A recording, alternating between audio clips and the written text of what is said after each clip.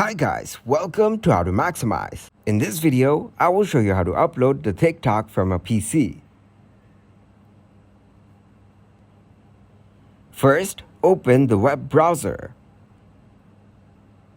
Here, you need to search for TikTok. Now open the TikTok login.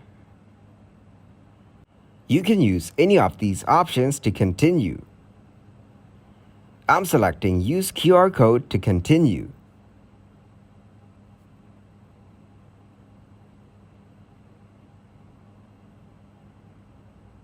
Once you're in, click on the Upload button from your top right. Here, you need to select the video to upload. Click on the Select Files. Now select the video from the folder on your PC. Click on Open. Once your video is uploaded, you can edit your video, add a caption, or select a cover. You can set the privacy settings as per choice. Then click on Post.